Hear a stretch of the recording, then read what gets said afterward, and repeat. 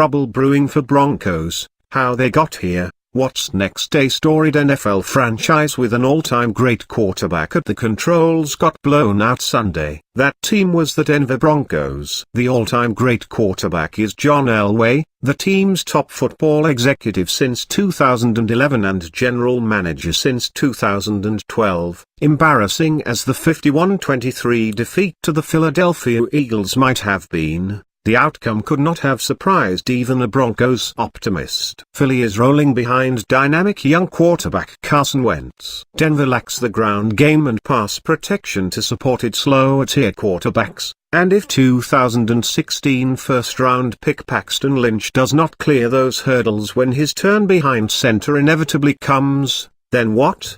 The Broncos' four-game slide into a 3-5 record at their season's midpoint has been brewing for a while. Denver was 9-7 last season despite a statistically dominant defense. Vegas oddsmakers set the Broncos' win total at 8 in 2017 under the assumption little would change. Peyton Manning's retirement and a series of less-than-stellar drafts are taking a toll, bringing Elway face-to-face with the next challenge in his mile-high executive tenure. Elway has long relished the challenge born of great responsibility. A franchise savior as a player, he wasn't content with simply being part of the team. He sought and won full control of the Broncos' football operation, and when results have not met expectations, he has not hesitated making changes that have left him standing as the most responsible party. The Broncos pointed to an impressive array of organizational accomplishments since 2011 in announcing a contract extension for Elway over the summer. Second most total wins in the league,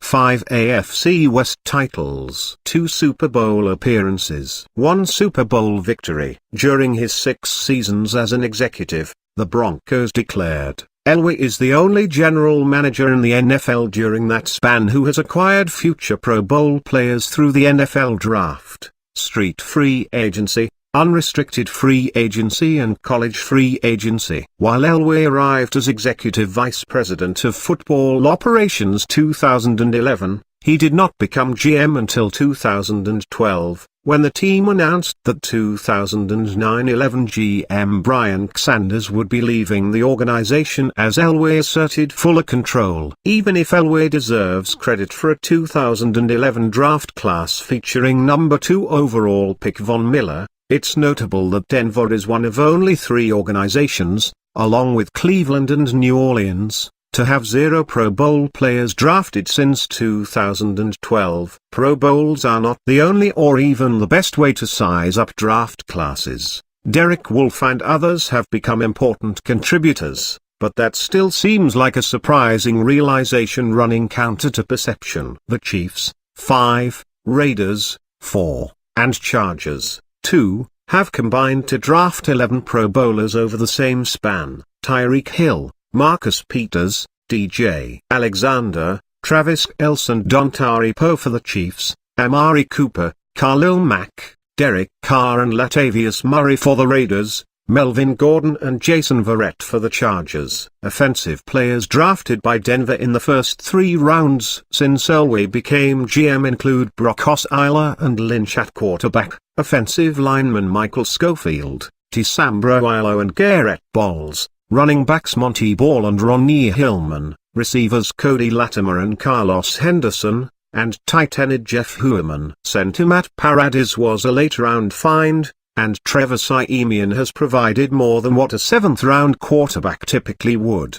But for a team that has needed help on offense, the drafts have not been transforming. Free agency is tough for now. The Broncos have shined during Elway's tenure when adding high-profile free agents such as Aqib Talib and DeMarcus Ware. Yet, while money tends to carry the day in free agency, Manning's presence on the roster made Denver a prime destination for veteran free agents. As the Broncos tried to keep their edge defensively while supplementing a lagging offense, will they succeed in free agency to the degree they could in building a championship roster? Elway himself was the key for landing Manning in free agency years ago. No GM could have been better qualified or equipped for luring an all-time great quarterback. Then, once Manning arrived, he became the best recruiter the Broncos could have had. Peyton controlled the atmosphere, had everyone playing and focusing because he would chew their ass if they didn't. A veteran coach from the AFC said, "There was a high level of accountability because of him. That all gets placed on the coaching staff,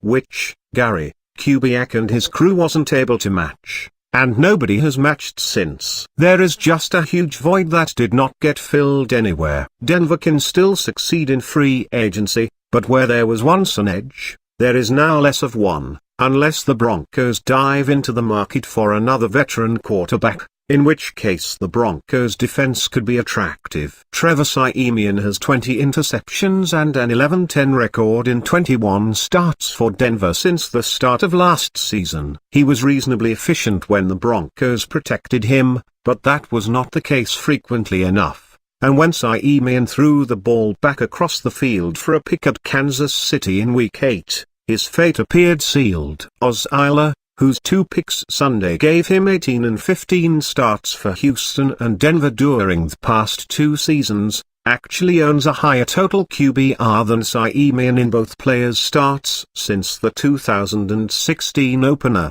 Siemian has the higher passer rating. All of this puts Lynch front and center. He was the quarterback Dallas coveted before settling for Dak Prescott, which in the spring of 2016 led Cowboys owner Jerry Jones to publicly lament his team's decision against trading up for the player Denver picked 26th overall that year. It all seems farcical in light of Prescott's success, but Lynch hasn't played enough for anyone to make a final judgment. Lynch has made 2 starts and will presumably take over the job from Osweiler once his injured shoulder heals, perhaps this coming week.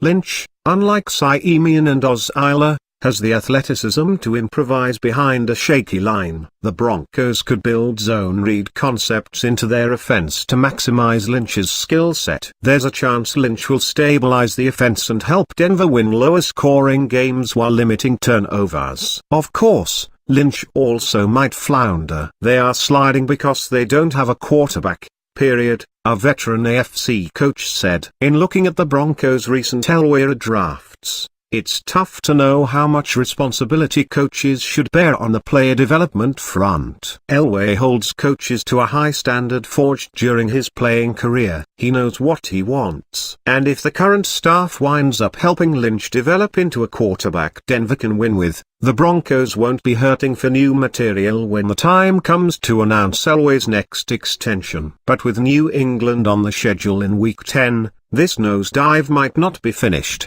and the future appears a little tenuous.